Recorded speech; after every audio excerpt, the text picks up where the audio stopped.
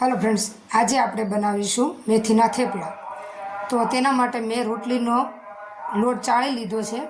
હું ઓર્ડર પ્રમાણે ઓર્ડર પણ બહારના લઉં છું, એટલે મેં થોડોક લોટની ક્વોન્ટિટી વધારે લીધી છે। તમે તમારા જરૂરિયાત પૂરતો લોટ 2 કપ 3 કપ લઈ શકો છો। તો તેના માટેની આપણે સામગ્રી જોઈ લઈશું। મેથી અને પાલક અને કોથમરી ત્રણેય વસ્તુ મેં ઝીણી ઝીણી સુધારી અને ધોઈ લીધેલું છે।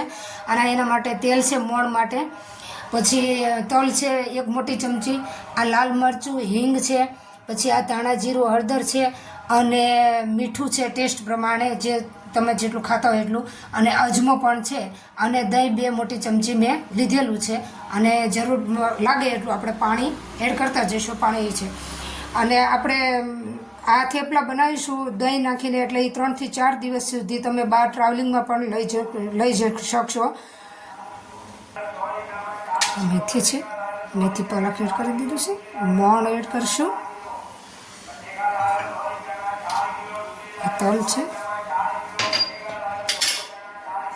અજમો છે,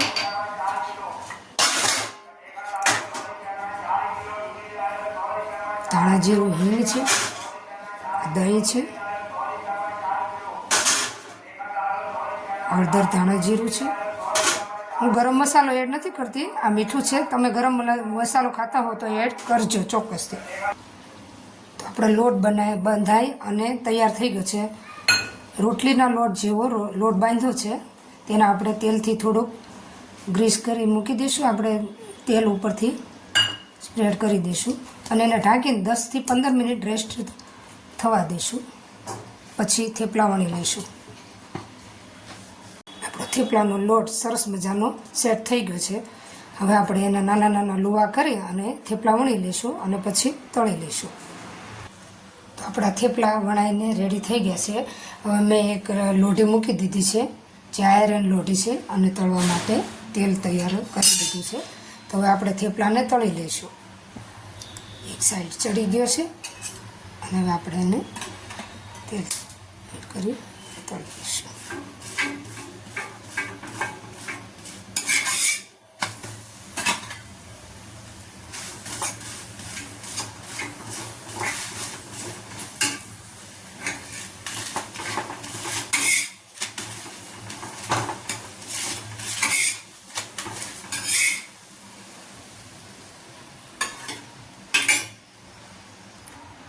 તો આપણા થેપલા તળાઈ અને રેડી થઈ ગયા છે। આપણે એને સર્વ કરી લઈશું। મેં દહીં લીધું છે, મોળું બહુ ખાટું એવું દહીં નથી, અને લાલ લીલા મરચાંના રાયતા લીધા છે, ખાટી કેરીનું અથાણું છે।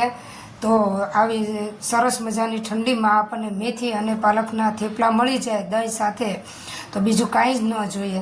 તો ફ્રેન્ડ્સ, તમને મારી રેસીપી ગમતી હોય તો લાઈક શેર કરજો, સબસ્ક્રાઈબ કરવાનું ના ભૂલતા, બેલ આઇકન પર ક્લિક કરજો, તાકી મારી તમને અવનવી રેસીપી સૌથી પહેલાં મળી રહે। તો જો આપણા સુપર સોફ્ટ તમે ટ્રાવેલિંગમાં પણ લઈ જઈ શકો, અને ઘરે પણ 3 થી 4 દિવસ તો રાખી શકો એવા સરસ આપણા થેપલા। તો ચાલો ફ્રેન્ડ્સ, ગરમા ગરમ થેપલા ખાવા